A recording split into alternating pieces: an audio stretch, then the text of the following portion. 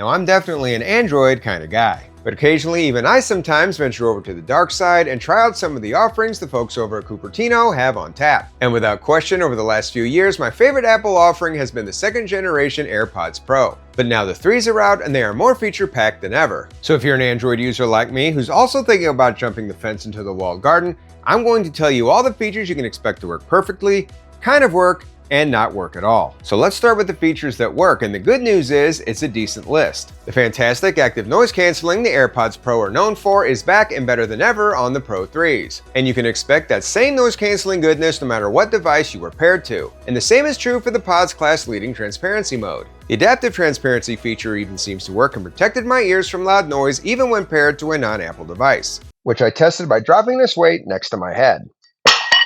I'm guessing this feature still works because it uses the H2 chip inside the buds themselves. Now, the adaptive transparency feature shouldn't be confused with the adaptive audio feature, which is a separate thing we will talk about later. Well, I'll try to remember that. Now, while I haven't tested every pair of earbuds released over the last few years, I have tested a bunch. And I can tell you the ANC and transparency modes on the AirPods Pro 3 are the best I have ever used on any wireless pair of buds. And they might be the best reason for any Android fanboy or fangirl to pick them up. And another thing Android and PC users can expect is some pretty great sound. Apparently not everybody's in love with the Pro 3's high bass and treble sound profile, but personally, I really like it. The sound is punchy, yet clean, at least to my ears. And even though the Buds Adaptive EQ feature, which is supposed to customize the sound the buds put out based on your unique ear geometry and fit, isn't supposed to work when paired to a device outside of the Apple ecosystem, whether I was paired to my iPhone 17 Pro Max or my Galaxy Z Fold 7, I couldn't tell a difference. And even though I do like the sound, I think Apple could have really upped their audio game by providing LDAC support and a customizable EQ, which you don't get regardless of the device you are paired with. Maybe next time.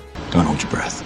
And there are a bunch of other Pod 3 features Android users can expect to enjoy as well. Obviously, the IP57 rating will be the same, battery life should be about the same, and now that the Lightning port has been replaced with USB-C, you won't need to carry around an extra cord to charge from the wall. Just be aware no cord comes in the box. And finally, the comfort and fit of the buds will also obviously be the same. However, you should be aware that the fit of the Pro 3s is different than the fit of the original Pros and the Pro 2s. So if you didn't like the fit of the previous offerings, you might like the fit of the 3s better. However, if you were like me and the previous models did have a nice fit, then the 3s may not fit as well. Just something to be aware of. Thanks. Now let's look at the features that kind of work or at least have workarounds. And let's start with the feature I mentioned earlier, adaptive audio. Adaptive audio is the sound setting nestled in between ANC and transparency modes in the settings menu, and it combines active noise cancellation with transparency mode and makes adjustments to them in real time based on the sounds around you. And this feature does work when paired to a non-Apple device, just not out of the box. And the reason it doesn't work out of the box is because there's no way to activate it. However, if you pair your pods to an iPhone or iPad first and customize the touch controls to include the adaptive audio mode, that setting will persist no matter what device they are paired to from that point on. And yes, the solution will work with all of the touch controls except obviously for Siri. And there are other features that utilize this same iPhone or iPad first workaround. The hearing test and hearing aid features are also not accessible when paired to a non-Apple device. But if you can use or borrow an iOS device to just take the test and set up the hearing aid feature, once again the settings will continue to work once you are paired up with a different device. I actually made a whole video about this, so if you're interested, I will leave a link to it at the end of this video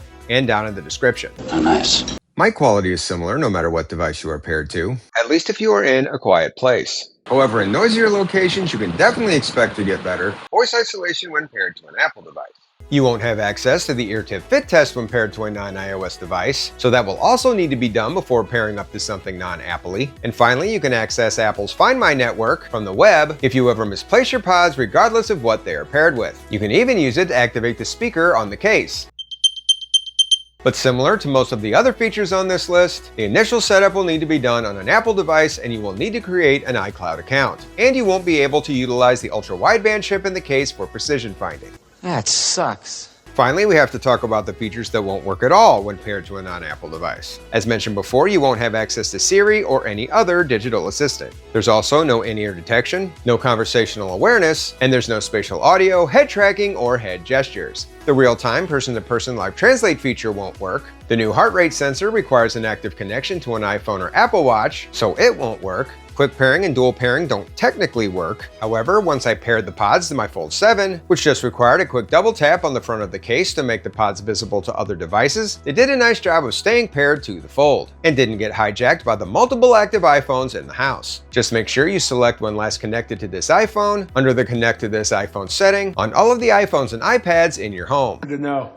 And finally, you won't be able to update the pod's firmware when not connected to an iOS device. So at the end of the day, are the AirPods Pro 3 worth picking up for a non-Apple user? Well, that depends. If you are just looking for a pair of treble and bass heavy buds with class-leading ANC and transparency modes, and you can handle the $250 price point, then I think the Pro 3s are definitely worth a look. But if you're looking to pick up the Pro 3s because you want to take advantage of some of the special features like live translation or spatial audio, or if you don't have access to an iOS device for some of the initial setup, then you're probably going to want to take a pass. Well, that's all the information I have for one day, but if you wind up picking up the AirPods Pro 3 and pair them to a non-iOS device, please feel free to come back here and share your experiences down in the comments. That way we can all continue to learn from each other and make more informed buying decisions. As always, I hope you found this video useful. Thank you for watching. And until next time, this is Rando Tech Info, signing out.